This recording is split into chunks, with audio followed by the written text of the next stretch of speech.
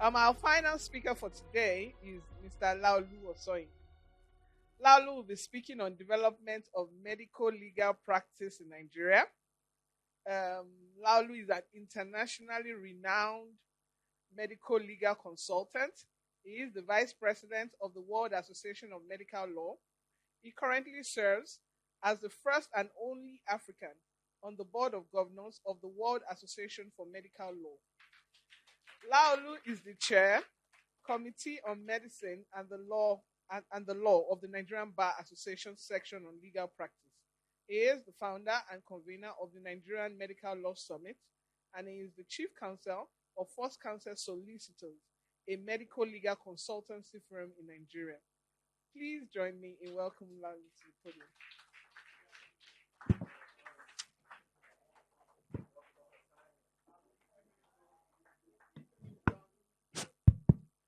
Permit me to stand on existing protocol. Like Shade is doing here, I will be debating, so I'll be very fast. Mr. Chairman, accurate directors, what did you say? Timekeeper, and my co-debaters. My name is Laolu Osanyi, and I'm here to debate to you that medical law is not only medical negligence. And essentially for us to know that there are indeed the other areas. So when I say I practice medical laws, although it is true that I probably resume in the hospital almost every day without being a patient, but it isn't only about medical negligence. And a lot of people have that misconception that essentially that's all that is to do about medical legal practice. So I'm on the board of the World Association for Medical Law. If you can identify me there, you can try. I'm probably the lightest person so we are the medical legal consultants with the International Criminal Court and WHO. So did you know that medical malpractice is not the only aspect in medical legal practice? People also mix medical malpractice with medical negligence. Medical malpractice is divided into two. One has to do with the behavior as a medical practitioner. The other has to do with the standard of care you give. So I give two examples of cases here. This is a case. I used to have cases on my presentations. This is one of the cases we handled. Dr. Kitade. Dr. Kaida, the major surgeon, a 65-year-old obese patient who was predisposed to diabetes without testing the patient for diabetes. The patient developed operation complication arising from diabetic status and she died subsequently. This doctor was suspended for inadequate standard of care given. So this, for example, is medical negligence. Now talk about behavior now. This happened in Uroha. Dr. Vital SCM Mobi, who in the process of attending to female patients, related indecently with the said patient in the consulting room and on several other occasions in teaching hospital, had related indecently with other female patients. He also was reported to have conducted vaginal examination on several patients with ungloved fingers. He was found guilty of professional negligence and his name was struck off the register of doctors. So that clearly shows to you medical malpractice. It can be negligence, it can be misconduct, behavior or standard. But there are other aspects of medical legal practice. Legislation. I'll be privileged to be part of those who wrote the ethical guidelines on assisted reproductive technology. Privileged to be part of those that wrote the guidelines on cosmetic procedures. We find out that when government sits and says they want to do reforms in health sector, we find very few legal practitioners there, essentially because they can't speak their language. So what they just do is they just use the lawyer as the secretary of such, because the lawyer isn't medical legally trained. And most lawyers haven't developed themselves professionally after obtaining, LLB or LLM. So we find out that there are lots of areas where lawyers can really, really earn a lot of income. I said conception, surrogacy, areas where there are no existing laws, adoption, transfer of sperm across borders, transfer of ovaries, things like that. Can I and my girlfriend deposit an embryo in a fertility center? What will happen if we break up? We don't have lawyers in those areas. And look at it, also in the executive too. All hospitals in this country have management boards, and by law, there are lawyers there. But you find out that the only thing lawyers do there is a perfect land title. Because they are not medico-legally trained. So even when they bring a gunshot victim, the lawyer in that government hospital doesn't know with you. You still tell you to go and get the police permit. What do you do when a 9-year-old child comes to your hospital and the doctor says this child needs blood? And the mother says, no, I'm Jehovah's Witness. What does the lawyer tell him? He doesn't know because he's not medico-legally trained. So there are areas where lawyers can work. Ethical committees. Somebody wants to donate a kidney. There are protocols for it. Ethical committees for pharmaceutical companies. The story of Trovan that happened in Kano. White men came in as health workers, Doctors Without Borders, as if they were helping through the meningitis program, meningitis pandemic, not knowing that they were just testing and removing serums and blood samples of Nigerian patients, giving them various drugs and seeing in a year after, half of the people they claimed they treated were blind or deformed. Used us as human guinea pigs. But there were lawyers involved who did not understand that there were ethical considerations to be involved in such instances. Judiciary. I go for the coroner's court. I see judges too themselves do not understand the medico-legal space. And lawyers bungle cases for their clients. All of my cases have died at the High Court. Because lawyers use the same mentality of you fighting for oil or presidential election to a medical legal case of a man whose wife has died. You can fight an oil well matter for 7-10 years. You accrue interest. The man that his wife dies will not fund the case after 3 years. He has a girlfriend now. He has moved on. So there has to be ways in which you settle. In the private sector too. So this is Professor Thomas Noguchi. He's number 1 pathologist in the world. He did the autopsy of Marilyn Monroe. He did the autopsy of JFK. Autopsy of Robert Kennedy. He's number 1 medical legal expert in the world. These are the people who will tell you that no, this guy did not die from a gunshot. He fell because the projectile or the bullet could not have hit an artery. How many people have we buried in Nigeria with doubtful deaths, questionable deaths? Which takes me to where lawyers can also work. With the state medical examiners boards, questionable deaths. So we have a lot. Look at it. Medical legal. Then for private sector, the retainers are there. The advantage in when you practice medical legal, most of my clients have big law firms servicing their debentures and their private placements. And what is medical legal? They don't move near it because they don't know it. So because it's a niche area of law, my clients will have the Alexes. Well, I know Ajayi. But when it comes to, doctor, this has amputated the wrong leg, they won't give it to those people because they know I can speak their language. And how is that possible? Developing yourself in that area of law. This is Professor Lashma Kama. I met him in Hollywood, California. Very interesting man. He did the autopsy of Michael Jackson. And he deceived single-handedly the entire world by putting an ambulance on the street of California and saying that, that's Michael Jackson's corpse going to the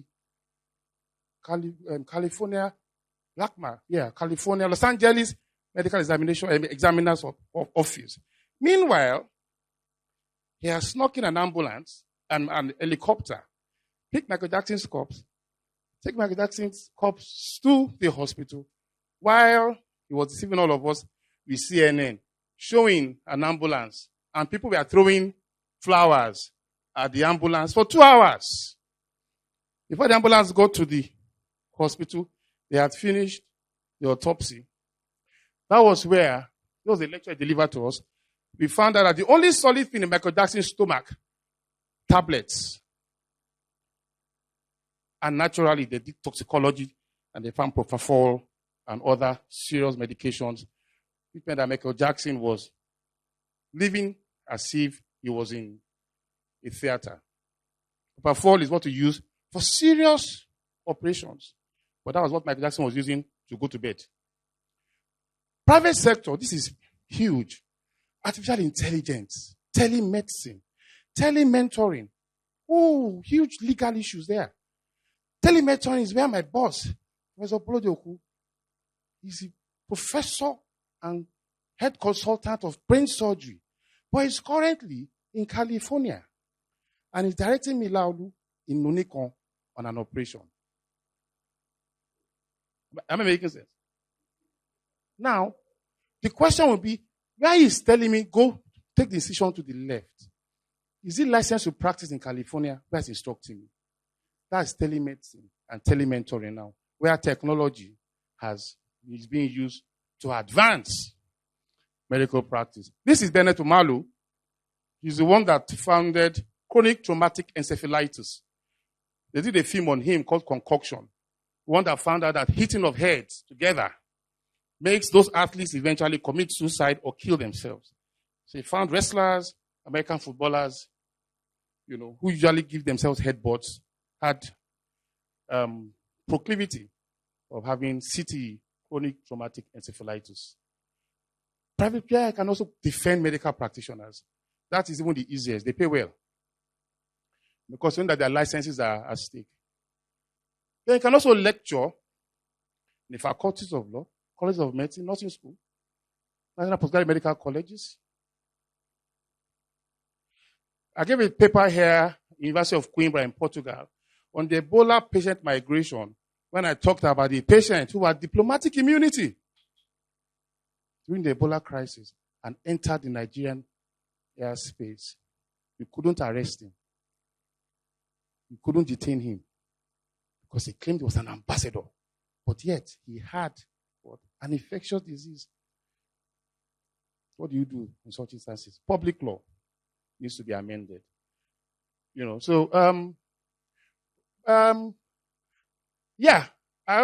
was in Japan, University of Waseda, where I spoke on dispute resolution in medical practice.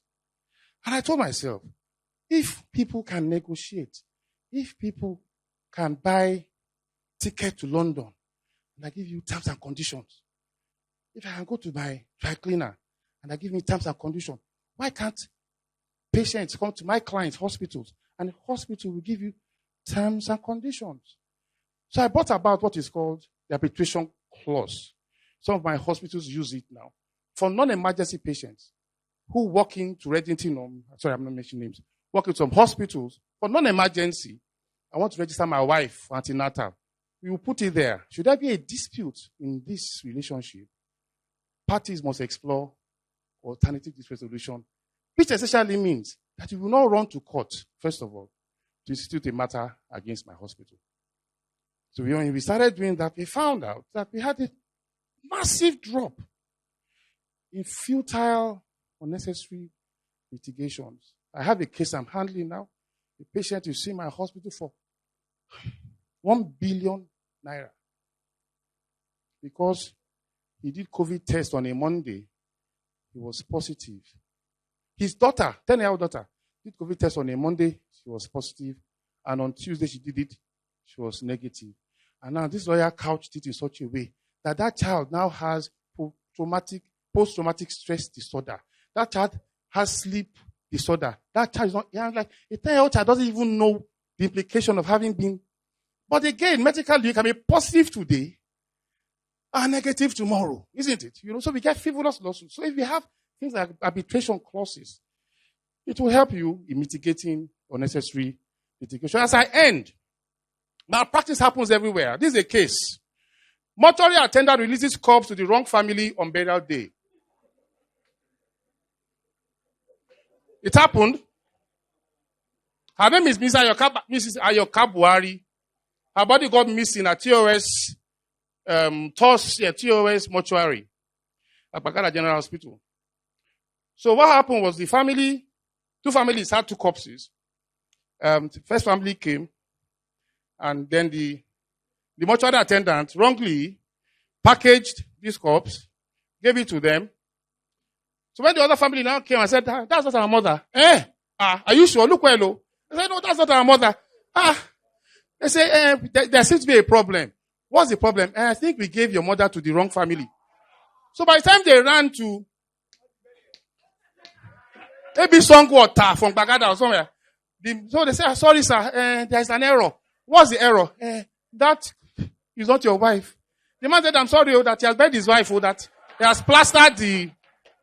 has plastered the grave and he wasn't going to exhume it. So thank you for listening. We'll take questions.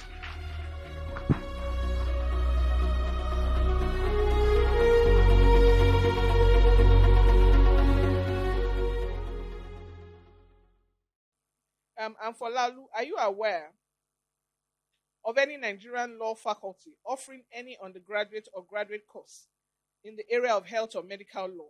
What role do you think law faculties in Nigerian universities have to play in addressing the dearth of knowledge in medical and health law? So that's the second question for you, Laolu.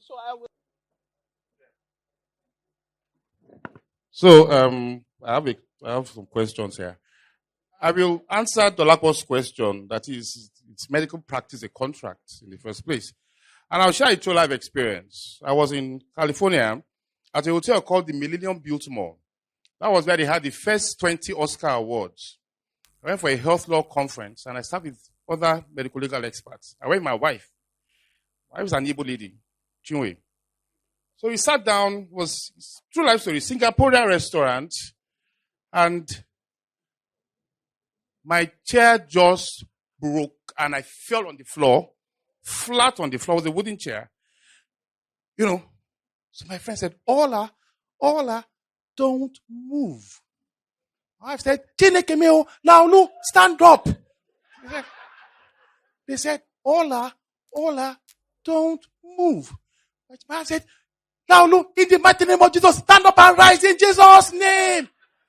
I was trying to wink at her. I said, Ola, we've called 911. Laolu, I have not come to America with a crippled husband. I shall not go back to Nigeria with a crippled. Stand up and rise. I got quite embarrassed. So I stood up. Then my friend Bill Hinant said, Ola, man, you messed up, man. $10,000. I said, can I go back on the floor?